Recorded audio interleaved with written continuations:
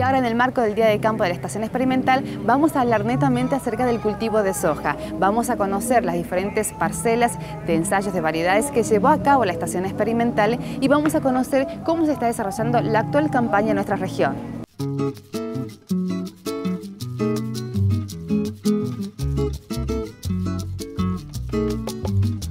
Bueno, en relación al Día de Campo, empezamos, ¿no es cierto?, comentando algunos aspectos agroclimáticos de la campaña. A partir de allí se hizo una recorrida en las macro. Las macro parcelas, como todos los años, tienen todos los materiales de grupo corto y todos los materiales de grupo largo que las empresas están liberando al medio productivo. Nosotros dividimos los materiales, los largos por un lado, los cortos por el otro, y ponemos testigos diferenciales en cada uno de ellos. Esta es una macro que fue sembrada el 8 de diciembre, tiene el mismo manejo que hace el productor, ¿no es cierto? Barbechos anticipados, uso de preemergente, uso de dos insecticidas, uso de fungicida porque tuvimos roya temprano.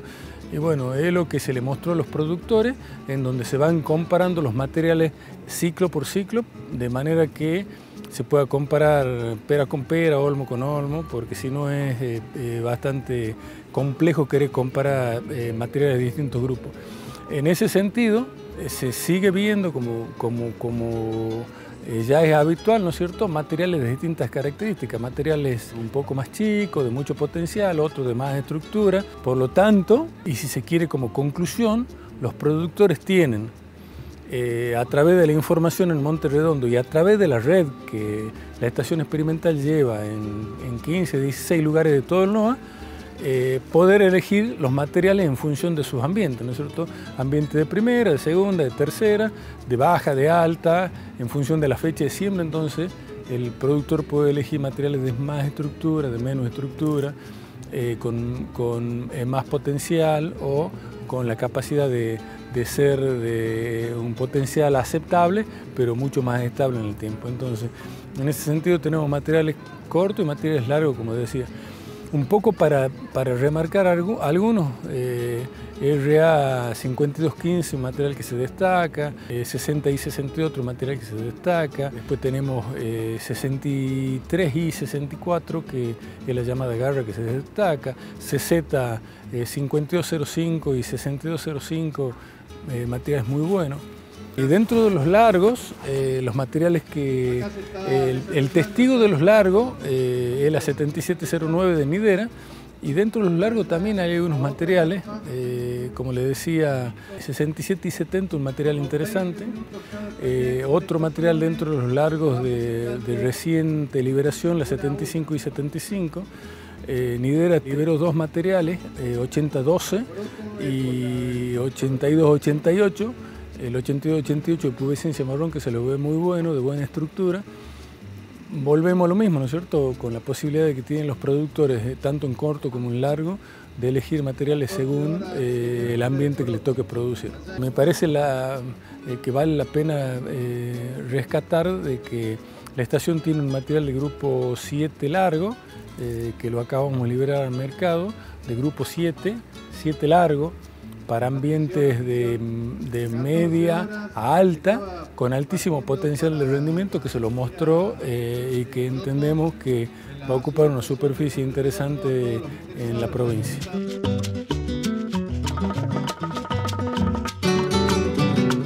Además de ver la cuestión de la recorrida por las variedades de soja y la recorrida por las variedades de maíz,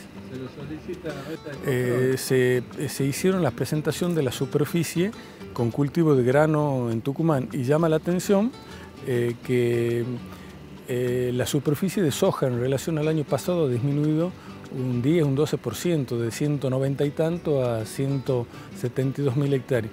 Y parte de esa disminución ha significado un incremento de la superficie del maíz, que es muy bueno para el sistema. Y después también hubieron 3 charlas relacionadas con malezas, plagas y enfermedades.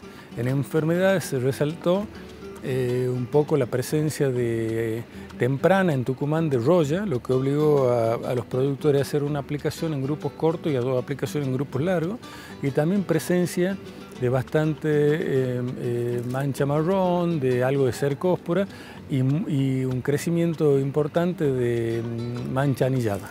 Hay que diferenciar dos grandes aspectos, digamos. Uno son los lotes de soja que vienen sobre antecesor maíz, eso en general vienen más tranqui, y los lotes de soja que vienen monocultivo de soja, esos realmente tienen problemas. Y evidentemente la cuestión está relacionada con temperaturas más bajas, muchos días de lluvia, baja luminosidad, lo que hizo en algunas zonas, en especial las zonas pedemontanas, que hubiera aparición de moho blanco, esclerotinia. Eso en general con respecto a las cuestiones de enfermedad.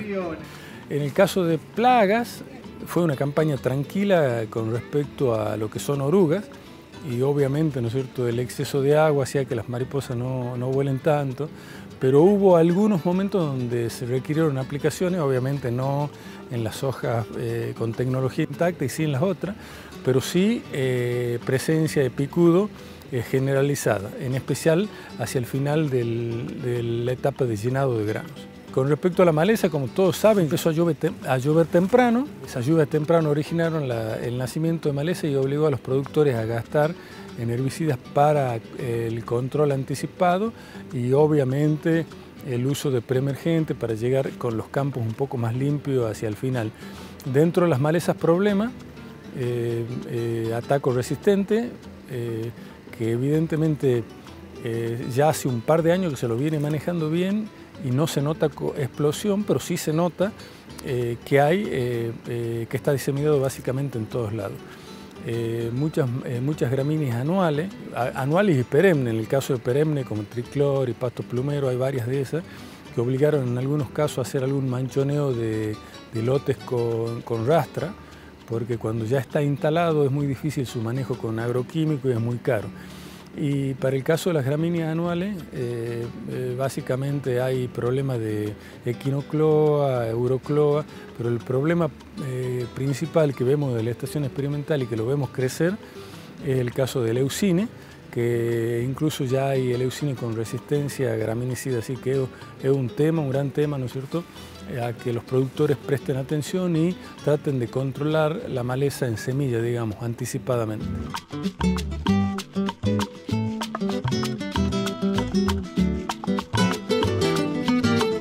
Con respecto a la potencialidad de cultivo, habíamos dicho que las lluvias empezaron temprano y eso un poco le dio ánimo a los productores para poder sembrar un poco más temprano. Se empezó a sembrar a partir de noviembre, que veníamos con una experiencia mala el año pasado. Acuérdense que el año pasado las siembras tempranas con grupos cortos son las que menos rindieron. Bueno, este año se sembraron temprano, grupos un poco más largos, y después siguió lloviendo, hubo un pequeño bache ahí, pero en general la condición de la campaña muy buena, mucho mejor que el año pasado, y hasta hoy, digamos, si no hay problema en el momento de cosecha, calculamos que vamos a estar 700, 800 kilos arriba que el año pasado.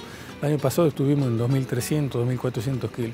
Yo calculo, vuelvo a decir, si no pasa nada en la época de cosecha, por desgrane, por exceso de lluvia, que estaremos por arriba de 3.200 kilos, porque la condición ambiental acompaña el cultivo hasta el final.